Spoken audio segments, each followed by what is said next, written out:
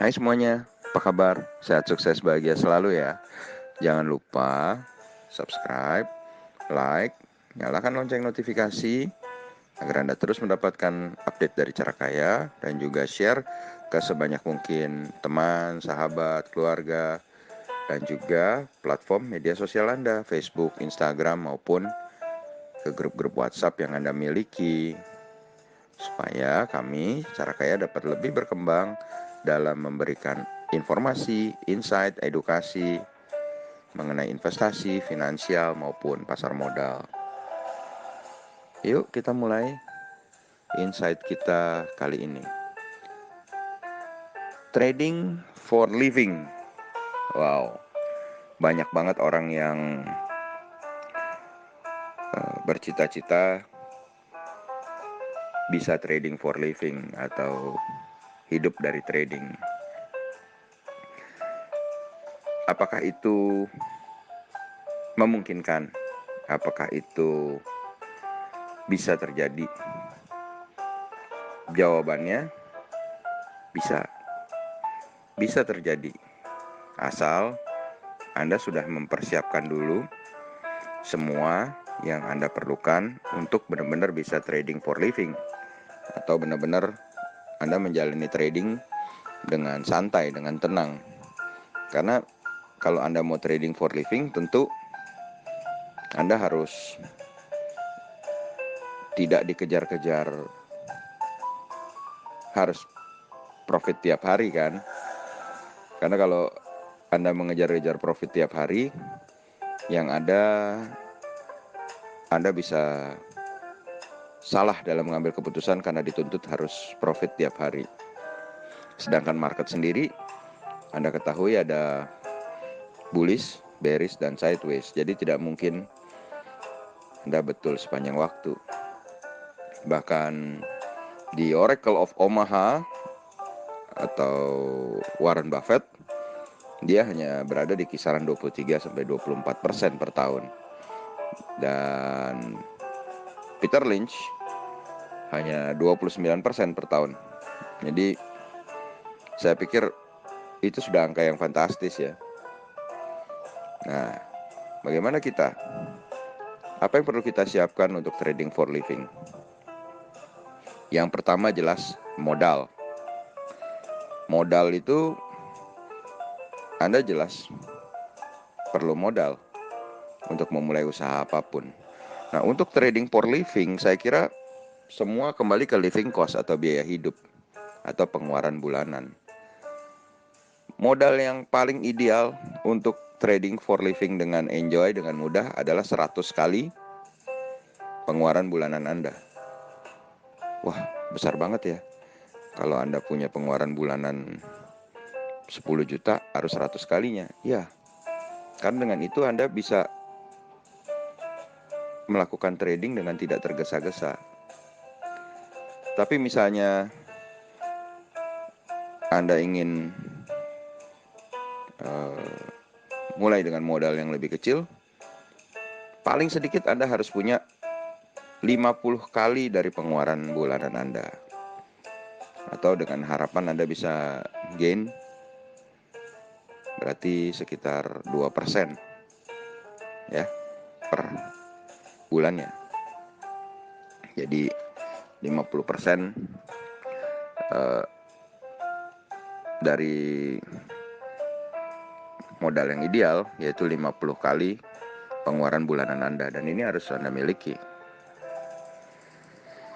Yang kedua, Anda harus punya dana untuk kebutuhan hidup sehari-hari.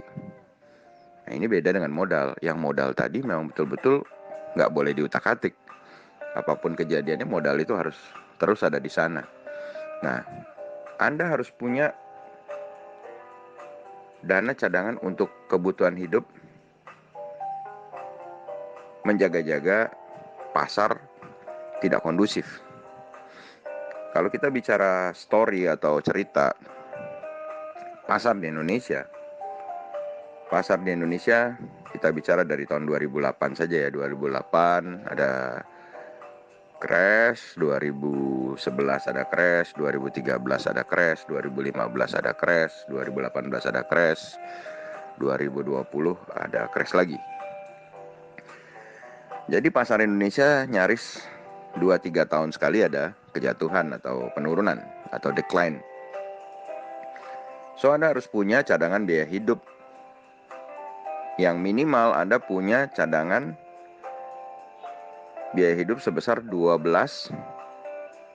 kali pengeluaran bulanan, atau Anda yang lebih bagus lagi punya 24 kali pengeluaran bulanan Anda.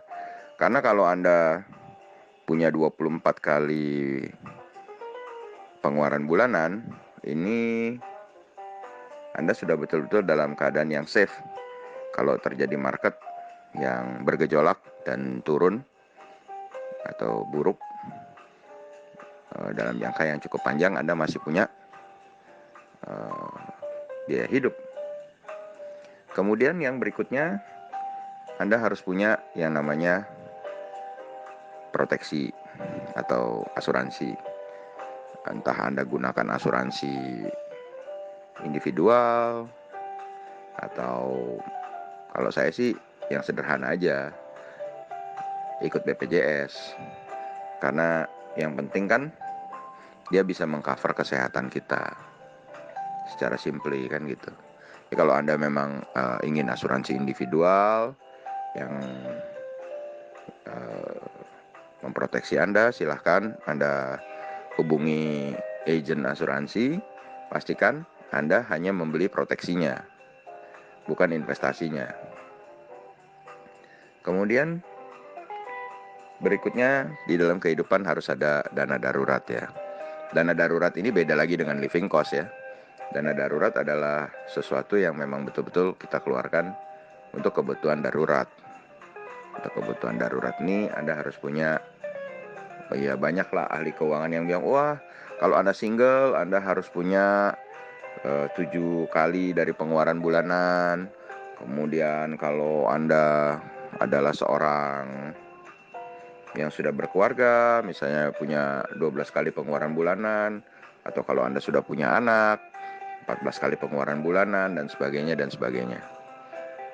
Jadi, ya memang dana darurat itu perlu ya, karena sewaktu-waktu kita memang ada pengeluaran tak terduga yang kita nggak bisa ambil posnya dari pengeluaran bulanan. Nah, satu lagi, Anda harus sediakan dana untuk mengupgrade skill trading Anda atau skill investing Anda, yaitu untuk membeli buku, ikut short course, ikut seminar, ikut sekolah saham, dan sebagainya. Sehingga Anda akan terus diasah untuk semakin tajam dalam dunia pasar modal. Nah, itu adalah syarat-syarat untuk mewujudkan impian Anda supaya bisa trading for living. Jadi bisa trading, investing, nggak punya pekerjaan lain, kerjanya cuma ngopi di kafe gitu, jalan-jalan, uangnya masuk. Banyak banget yang punya impian seperti itu di pasar modal. Jadi saran saya, berhematlah, perbanyak modal Anda, terutama bukan modal uang saja, tapi modal pengetahuan, modal ilmu dan modal pengalaman, supaya Anda akhirnya menjadi seorang investor atau trader yang sukses di pasar modal Indonesia. Oke, tetap semangat, tetap sehat, maju terus di bidang investasi maupun di pasar modal Indonesia.